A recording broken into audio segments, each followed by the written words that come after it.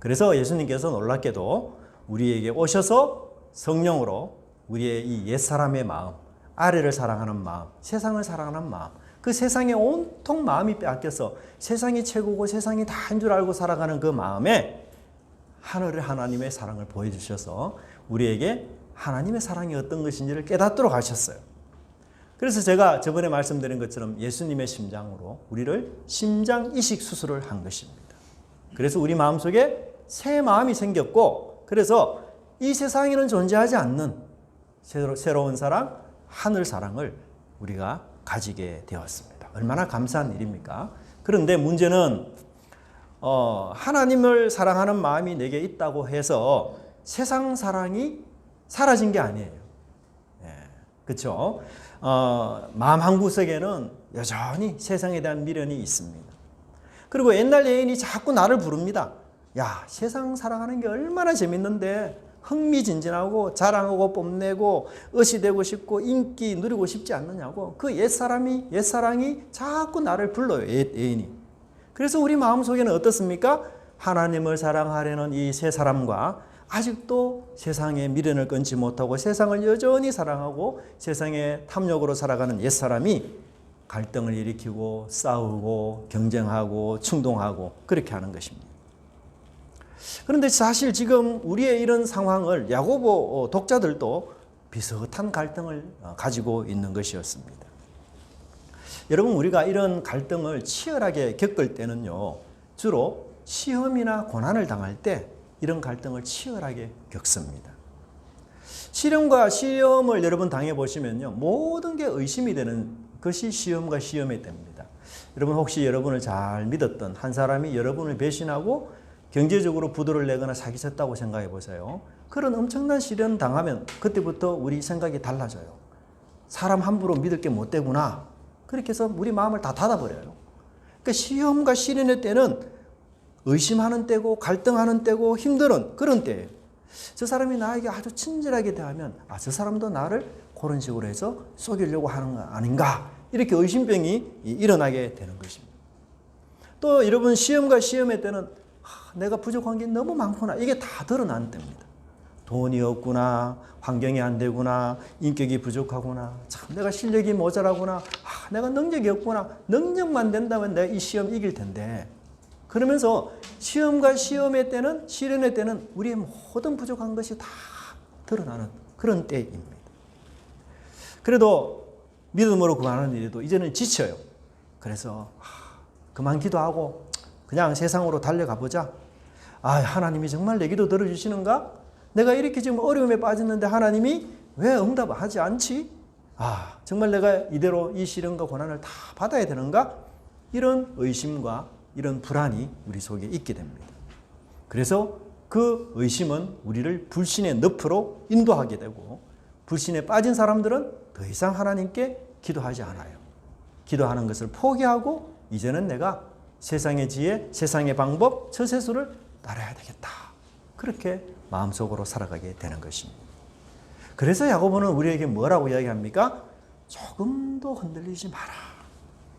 오직 믿음으로 구하고 반드시 주시는 하나님을 끝까지 신뢰하라.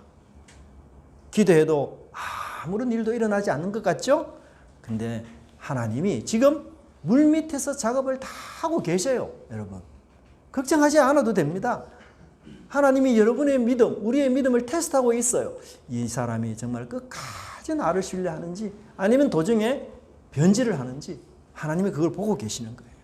그래서 우리가 그 하나님 앞에 믿음으로 구할 때에는 하나님이 넉넉하게 풍족하게 주시리라, 그렇게 믿고 끈기 있게 충성되게 한 마음으로 순전한 마음으로 하나님께 계속 기도하라고 설명해 주고 있습니다.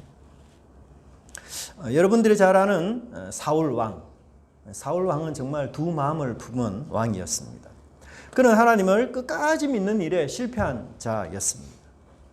이 사울왕은 항상 두 마음을 가진 사람이었어요. 사울이 인생 마지막 쯤에 굉장히 큰 시련을 만나게 되는데요. 그가 이 시련 때문에 너무너무 두려워서 아주 공포에 사로잡히는 그런 상황에 이르게 됩니다. 그의 일생에 이토록 큰 어려움과 시련을 만난 적이 없기 때문에 성경은 그가 두렵다라는 말을 두 번이나 사용하고 있습니다. 블레셋 군대를 보고 두려워서 그 마음이 크게 떨린지라. 엄청난 시련과 고난 앞에서 야, 이 전쟁에 내가 패배하면은 완전히 망할 텐데 이런 염려 때문에 너무 두려워하고 있었어요. 그런데 이 사울에게는 위대하신 하나님이 계셨어요. 그래서 하나님께 기도하고 하나님을 찾았습니다. 근데 하나님께서 아무 대답이 없었어요. 여호와께서 꿈으로도 우림으로도 선지자로도 그에게 대답하지 아니하시므로. 여러분, 자기 인생의 최대 위기 속에서 하나님을 열심히 찾았어요. 하나님은 마지막 문제의 해결자다 이렇게 생각하고 그 하나님을 찾았는데 하나님이 전혀 응답하지 않는 거예요. 여기 본문에 꿈이라는 단어를 보니까 적어도 하루 이상 그렇게 열심히 기도한 것 같아요. 그런데도 하나님의 응답이 없었습니다.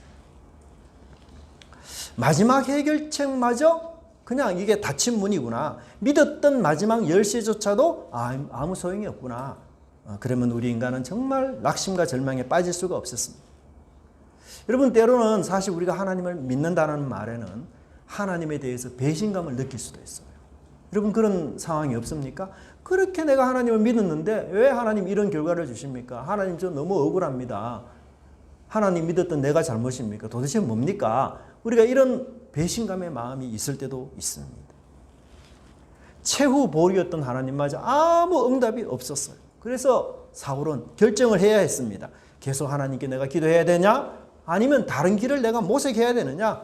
하나님이 더 이상 내 기도 듣지 않는 것 같으니까 하나님을 거부하고 하나님을 포기하고 이제 내가 용하다는 점집, 다른 종교 내가 찾아가야지. 여기서 하나님 응답하지 않으면 나는 전쟁에서 패하게 돼. 그러면 이스라엘이라는 왕국도 무너지고 왕이라는 나 자신도 지금 쫓겨나는 정말 그런 너무 심각한 상황에 이르게 된다. 그래서 하나님보다 이 전쟁의 승리가 더 중요하고 하나님보다 내가 사는 것 더 중요하고 하나님보다 세상과 물질이 더 중요해 라는 생각에 사로잡혔던 사울은 결국 어떻게 됐어요? 망령되게도 신접한 자를 찾아가는 잘못을 하게 되었습니다.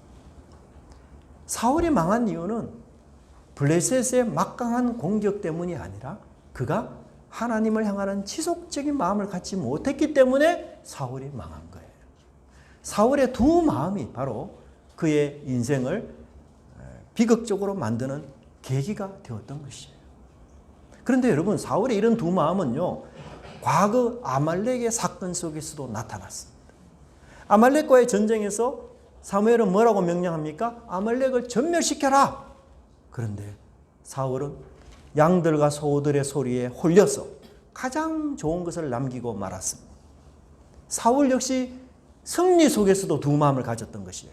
그는 하나님의 소리, 사무엘의 명령과 양들과 소들의 소리 속에서 갈등하고 방황하다가 하나님의 소리를 거부하고 양들과 소들의 소리를 선택했어요. 사무엘의 명령을 거부하고 백성들의 원하는 것을 쫓아서 그가 선택하고 말았던 것입니다. 그래서 여러분, 이 성화를 보면 여기서 이 사무엘이거든요. 사울이 지금 꾸지람을 듣는 장면이에요. 이 성화로 성경에 보면 이 그림이 나와 있습니다. 참 이 사울을 보면 우리가 참 안타까운 마음이 많이 드는 게, 사울은 이런 승리의 순간에도 두 마음을 품었고, 그리고 가장 위기의 순간에도 두 마음을 품었던 사람이었어요. 그의 두 마음은 어떤 의미에서 습관적이었습니다. 고칠 수 없는 불치의 병이었어요. 그는 왕이었습니다. 그의 마음대로, 그의 명령대로 모든 것을 다 할 수 있는 그 최고 권력자였어요. 하지만 그가 마음속에 있는 이 두 마음은 해결할 수 없는 나약하고 불치의 병에 걸린 왕에 불과했던 것입니다. 여러분, 두 마음을 품은 자는 아무것도 얻을 수 없습니다. 두 마음을 품는 자는 시간도 물질도 인생을 낭비하고 결국은 빈손으로 인생을 마지막을 맞이할 뿐인 것입니다. 두 마음은 하나님이 주신 모든 것들을 상실하고 잃어버리는 것이에요. 그래서 우리는 믿음과 시련 속에서 충성된 마음, 나누어지지 않는 마음, 세상의 것에 신경 쓰지 않는 한 마음을 가지도록 애써야 될 것입니다. 두 마음은 깨어진 그릇과도 같습니다. 여러분, 그 깨어진 그릇에 물을 아무리 부어도 어떻게 해요? 물을 채울 수 없어요. 만족할 수가 없습니다. 만족한 일과 감사한 일이 없어서가 아니라 내 마음이 깨어졌기 때문에, 내 마음이 두 마음으로 나누어졌기 때문에 만족과 감사가 없는 거예요. 그래서 변해야 하는 것은 환경이 아니라 내 마음의 자세라는 사실입니다. 여러분, 우리가 만약에 이 본문에서 야고보가 이렇게 기다리라 인내하라는 그 반대의 얘기는 뭘 이야기합니까? 이게 쉽게 얻을 수 있는 것이라면 여러분 의심하지 말라 이렇게 말하지 않았을 거예요. 내가 하나님 지혜 주십시오 그렇게 기도했더니만 하나님이 바로 응답해 주셨구나. 야, 그러면 우리가 인내할 필요 없어요. 그렇죠? 오늘 우리 오전 예배 때 열심히 기도했는데 점심을 먹을 때 하나님의 지혜가 내게 임했습니다. 그렇다면 우리가 기다릴 필요가 없을 거예요. 드디어 오고 기다려야 될 만큼 하나님께서 천천히 응답을 주시기 때문에 인내하라, 기다려라. 그렇게 하나님 우리에게 말씀해주고 있는 것입니다. 그래서 믿기 때문에 인내하고, 믿기 때문에 기다리고, 믿기 때문에 견딜 수가 있는 것입니다. 지혜를 얻기 위해서는 한 마음, 충성된 마음, 충성된 믿음이 반드시 필요하다는 사실을 꼭 기억하시기 바랍니다. 믿음과 신앙을 만나면 견디기가 쉽지 않습니다. 더구나 기뻐하기란 더더욱 어렵습니다. 부족한 것, 모자라는 것, 없는 것 다 드러나기 때문에 감사보다는 불평, 기쁨보다는 원망하는 것이 당연한 이치입니다. 그러나 주님의 지혜, 하나님의 지혜를 갖게 되면 불평, 원망하는 사람과 달리 감사의 사람이 된다는 것을 꼭 기억하시기 바랍니다. 미련과 시련과 어려움은 능력으로 극복하는 것이 아니라 지혜로 극복하는 것임을 여러분 기억해 주시기 바랍니다. 그래서 이 은혜가 우리 예배드리며 말씀 경청하는 우리 모든 성도들에게 넘치기를 간절히 바랍니다. 야고보는 이제 9절부터 11절까지 한 가지 예를 들어서 설명하고 있는데요. 그것은 바로 부와 가난에 대한 것입니다. 여러분, 우리 기독교 공동체의 특징이 뭐죠? 인종과 학력과 성별과 나이와 부와 무관하게 한 가족, 한 공동체가 된다는 특징입니다. 여러분, 세상의 모임을 보십시오. 동호회 모임 보십시오. 다 비슷한 취미, 같은 기호. 그래서 세상의 모임은 어떤 의미에서 끼리끼리 공동체입니다. 유효상종이에요. 고학력자는 고학력자들끼리, 부자는 부자들끼리, 의사는 의사들끼리. 이렇게 직업별로, 취미별로, 물질 유무의 중심으로 그렇게 다 모이게 되어 있습니다. 하지만 여러분, 우리 교회는 그렇지 않아요. 교회는 우리 정치 노선과 무관하게 하나님의 자녀로서 다 말씀으로 교제하고, 그래서 굉장히 다양한 사람들이 모인 곳이 바로 교회입니다. 그런데 이렇게 다양한 사람이 모였기 때문에 생기는 문제가 있어요. 그게 뭔가 하면 신분의 차이, 계급의 차이, 빈부의 차이에서 오는 갈등인 것입니다. 한국 역사 초기에도 여러분 이 신분의 차이 때문에 교회가 나누어지는 그런 일들이 생겼어요. 이분은 지금 미국 장로교 소속 사무엘 무어라는 선교사님이신데요. 이분이 1893년에 우리 한국에 오셔서 곤당골이라는 교회를 세웠습니다. 이 곤당골이라는 말이 우리나라 말인데 참 아름다워요. 고운 담골의 준말이라고 이야기합니다. 이 교회를 세우고 이 교회에서 백정들을 모아서 이 서양 문학을 가르쳤어요. 학문을. 그러고 난 뒤에 그 교회에 양반들도 들어오고 여러 많은 사람들이 이렇게 들어오지 않았습니까? 그런데 한 사람이 백정이라는 사실을 전혀 모르는 채 함께 어울려서 신앙생활을 하다가 나중에 이 한 사람 박성춘이라는 사람이 백정이라는 게 다 드러난 거예요. 여러분, 그때 당시 백정은요, 노예 중에서도 가장 하급 노예였습니다. 가장 하급 노예. 아무 권리가 없었어요. 때리면 맞아야 되는 이 정도로 비참한 사람이었습니다. 예. 그러니까 양반들이 이제 난리가 난 거예요. 교회 안에 양반들이. 야, 어떻게 우리가 백정하고 같이 예배를 드리냐. 이거 있을 수 없다. 우리 선교사님한테 이야기하자. 우리 자석만 따로, 양반 자석 따로 만들고 백정 자석 이렇게 구분해서 해달라 하자. 이렇게 무어 선교사님에게 요구를 했습니다. 근데 무어 선교사님 뭐라고 얘기했습니까? 야, 교회는 복음 안에서 신분 차별이 있을 수 있어요, 없어요? 있을 수 없다. 그랬더니만 이 양반들이 그러면 우리끼리 나가서 교회 세우겠습니다. 그렇게 해서 나가버렸어요. 참 안타까운 일 아닙니까? 그런데 지금 이 야고보 교회도 이런 빈부의 문제로 갈등을 빚고 있었어요. 근데 이 야고보서 1장부터 5장까지를 보면 이 빈부의 문제가 1장에만 나오는 게 아니고 1장에도 나오고 2장에도 나오고 4장에도 나오고 5장에도 나와요. 그러니까 야고보 1장부터 5장 전체에 걸쳐서 빈부 문제가 모든 성도들에게 아주 뿌리 깊은 문제로 지금 있었던 것이었습니다. 여러분, 야고보의 수신자들은 어떤 상황에 처한 사람들이죠? 흩어진 자들입니다. 로마 제국의 핍박을 피해서, 유대인들의 핍박을 피해서, 압력을 피해서 나그네로 흩어져 삽니다. 그런데 그렇게 흩어져 살면서 그들에게 가장 필요한 것이 무엇일까요? 사실 물질이었습니다. 절실한 것이 물질이었어요. 그래서 그들은 세상의 부를 동경하기 시작했습니다. 야, 나도 저렇게 멋지고 좋은 집, 좋은 차, 좋은 식당에서 좋은 음식 먹고 살면 얼마나 좋을까? 야, 부자들을 보니까 어디를 가든지 환대를 받고 환영을 받는데 나도 한번 부자 되었으면 좋겠다. 이런 세상 부에 대한 갈등, 질투, 서로 상처를 주는 말들, 판단하는 이야기들, 재판까지 가는 끔찍한 불상사가 이 교회 안에서 일어났습니다. 오늘 여러분, 많은 세상의 재판들도 대부분 무엇 때문에 일어납니까? 물질 문제 때문에 일어나요. 7, 80%가 거의 물질 문제입니다. 심지어 교회 내에서도 여러분, 이 물질 문제를 제대로 판단하지 못해서 세상 법정에까지 가는 소송을 하는 이런 일들도 있습니다. 우리 이 동네 지역에 아주 가까운 교회에 있어요. 말만 하면 아는 교회. 그 교회도 지금 이런 문제로요, 세상 법정에 소송을 걸어놔서 그 교회 교인 수 반이 교회를 나가. 반 이상이 교회를 나가버렸대요. 참 얼마나 안타까운 일입니까? 야고보는 9절과 10절에서 자랑에 대해서 언급하고 있습니다. 땅이 많고 돈이 많은 사람들은 사업을 해서 돈을 많이 벌게 됐어요. 그래서 그들은 성공을 늘 자랑했습니다. 근데 여러분, 이 당시 문화는요, 자랑이 굉장히 중요한 영광이었어요. 오늘날 우리는 야, 자랑하는 거 그거 좋은 거 아니다 이렇게 이야기하잖아요. 근데 이때 당시는요, 자랑이 굉장히 좋은 덕목이었어요. 반대로 겸손은 굉장히 나쁜 덕목이었습니다. 그래서 서로 자랑질하는 그런 사회였어요, 로마 사회가. 그래서 무언가 자랑할 거리가 있고 남들 앞에서 자랑거리가 있다는 건 뭐냐? 야, 저 사람 영광스럽고 명예로운 사람이구나. 그렇게 인정받을 만한 것이었어요. 그래서 그들이 서로 만나고 대화하면요, 자기 자랑하기 바빴습니다. 90% 대화가 자랑이었어요, 전부.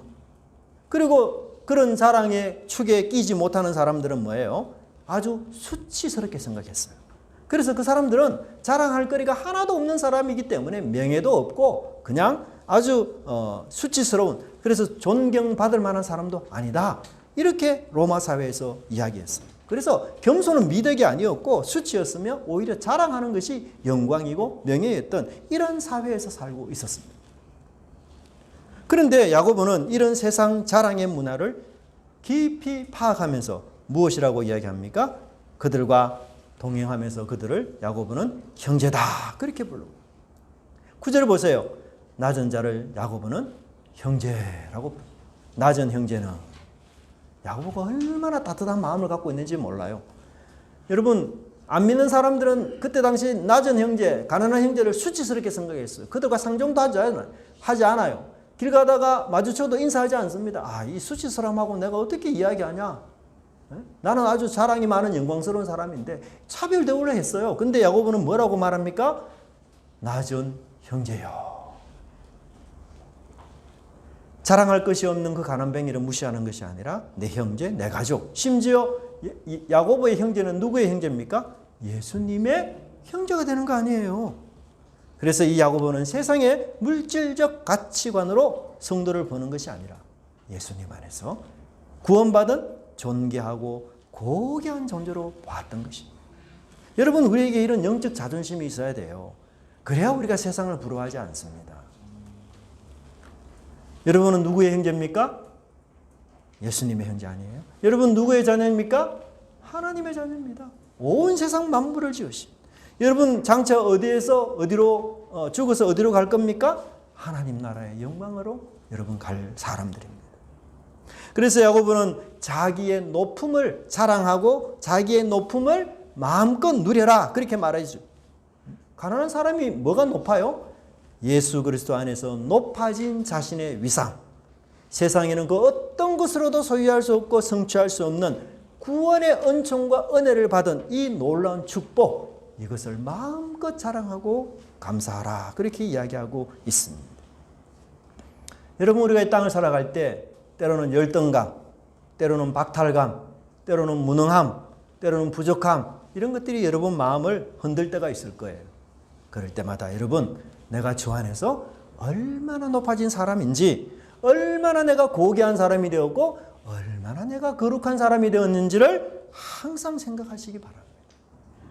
여러분, 우리 이웃 옆에 있는 분에게 당신은 고귀한 분입니다, 칭찬하십시오.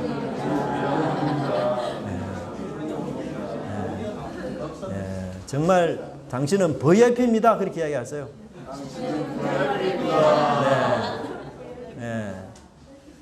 very important인데 어떤 사람은 very impossible로 이야기합니다. 그건 너무 잘못된 얘기입니다. impossible이라고 important입니다. 여러분, 그러면 내가 부자가 된다고 했어요. 열등감, 박탈감, 무능함, 부족함이 사라질까요? 절대로 그렇지 않습니다.